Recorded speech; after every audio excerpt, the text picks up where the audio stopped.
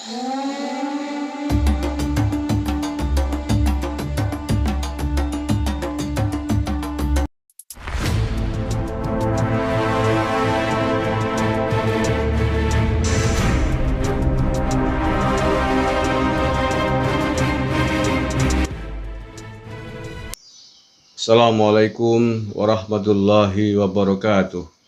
Saudara-saudara, pada video hari ini saya ingin menanggapi satu kasus, satu peristiwa yang terkait dengan Mbah Amin Rais. Ya, paham ya? Lama tidak muncul, Mbah Amin tiba-tiba membuat sebuah manuver, membuat sebuah gebrakan yang lagi-lagi mengejutkan. Ya, setiap Amin Rais muncul ke permukaan, biasanya memang ada hal yang dianggap bisa menjadi sebuah pemicu isu nasional. Dan biasanya akan muncul keributan, akan muncul kegaduhan, dan akan muncul pro kontra. Ini tabiat dan kebiasaan dari kemunculan Mbah Amin Rais ini. Dari dulu, dari mulai Pilpres 2014 sampai kemarin Pilpres 2019 dan sampai hari ini sudah ada, kalau mau dibukukan ya,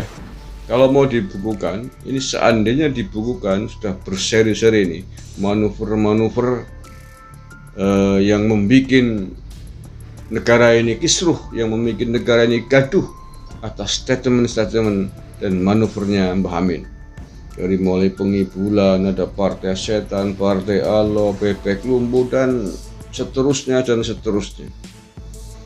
Nah, yang terbaru adalah Amin Rais berpolemik, bermanuver di tengah negara ini sedang ditimpa oleh musibah besar COVID-19 ini. Musibah yang menimpa tidak hanya Indonesia, tetapi juga seluruh negara. Setidaknya lebih dari 204 negara yang terpapar oleh coronavirus 19 ini. Nah, apa yang dilakukan oleh Amin Rais? Yakni bahwa Amin Rais memprotes kebijakan Presiden Jokowi yang mengeluarkan Perpu tentang mekanisme keuangan penanganan COVID-19 di tanah air ini.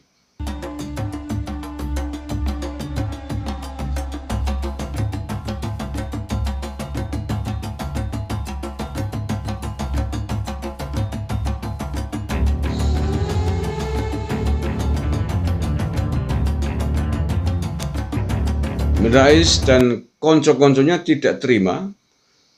Dia kemudian menggugat dan menuntut Jokowi ke Mahkamah Konstitusi.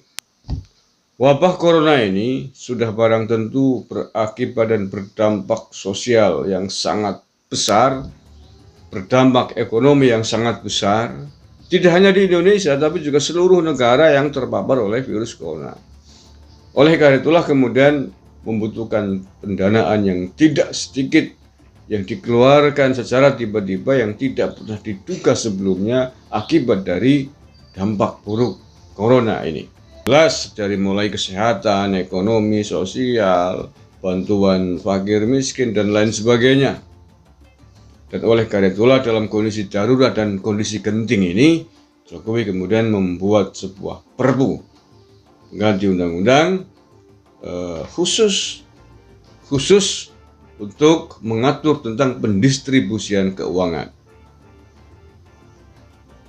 Menteri Keuangan dan sejumlah lembaga terkait diatur di dalam perpu ini. Dan karena kondisi genting, perpu ini membuat peraturan yang tidak terlalu sempit, tetapi justru longgar, yakni agar mekanisme penyaluran keuangan ini bisa cepat sampai ke bawah tanpa harus prosedur yang berbelit dan tanpa harus mengalami resiko-resiko hukum. Amin Rais dan konselnya tidak terima atas perpu dan kelonggaran keuangan yang dibuat oleh Jokowi ini.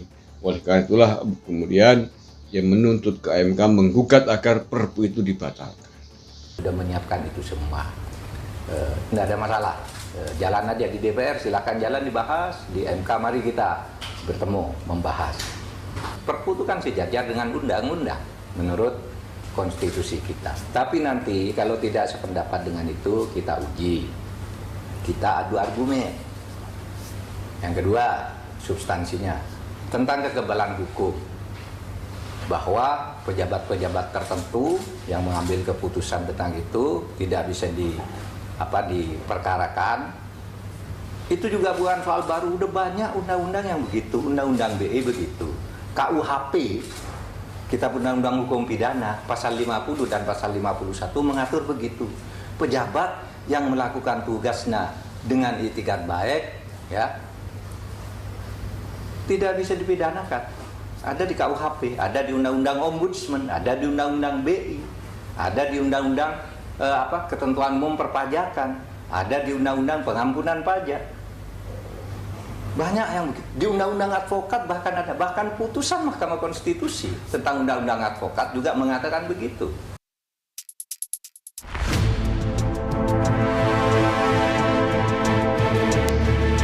Oke ya, itu kronologi dan resumnya seperti itu. Kenapa Mbah Amin tidak terima dengan Pak Jokowi? Oke, saya kira kebijakan pemerintah memang harus kita kritisi.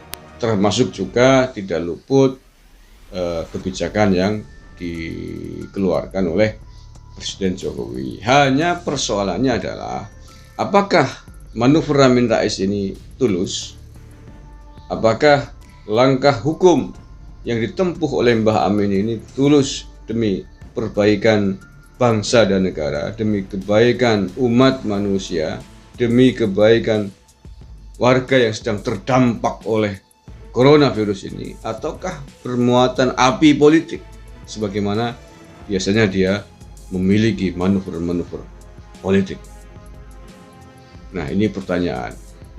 Dan politikus-politikus di negara ini, pengamat-pengamat politik pasti paham akan apa yang dibuat, apa yang dilemparkan oleh Amin Rais ke tengah-tengah pusaran hiruk-pikuk percaturan politik di negeri ini.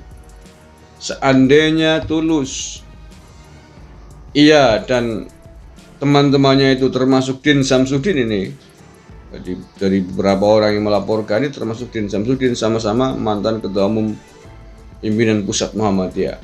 Seandainya tulus bahwa langkahnya adalah demi menyelamatkan bangsa dan negara ini dari krisis ekonomi, krisis sosial, krisis kesehatan akibat dampak coronavirus ini, mestinya kalau menurut saya langkahnya bukan demikian, tetapi bagaimana bahu-membahu membantu negara, membantu Pak Presiden menyelamatkan, dalam konteks menyelamatkan bangsa dan negara ini terlepas dari jeratan wabah virus corona.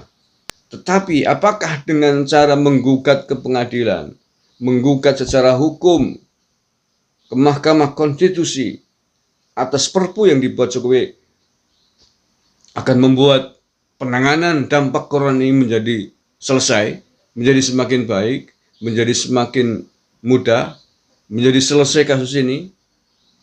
Tidak.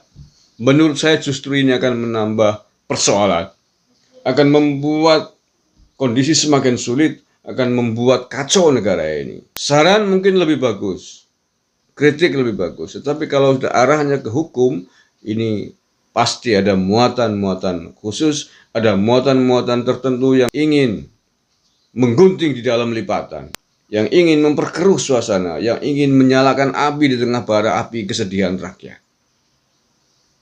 Nah, kalau itu yang Pak Amin maksudkan, maka naudzubillah summa naudzubillah, sebagai orang yang pernah disebut sebagai tokoh reformasi, sebagai orang yang hari ini sudah disebut mbah, sebagai kesepuan, kalau kemudian di tengah negara sedang didera oleh penderitaan, oleh wabah yang begitu mencekam ini, Anda kemudian membuat manuver-manuver politik yang membunuh, naudzubillah min dzalik. Anda bukanlah orang tua, Anda bukanlah begawan, Anda bukanlah tokoh agama. Hari ini adalah bukan saatnya kita menggugat, saling menyalahkan, saling menjatuhkan antara sesama tokoh bangsa, apalagi kepada sosok presiden sebagai orang nomor satu yang paling bertanggung jawab di negeri ini. Adalah kewajiban bagi seluruh pemimpin, seluruh elit politik di negara ini bersama-sama menyelamatkan bangsa dan negara, saling kerjasama bukan untuk saling sikut dan saling tendang, apalagi memanfaatkan situasi ini untuk kepentingan politik. Naudzubillah min dzalik. Langkah-langkah terkutuk yang tidak bisa kita ampuni. Wallahul muwaffiq ila aqwamit thoriq. Assalamualaikum warahmatullahi wabarakatuh.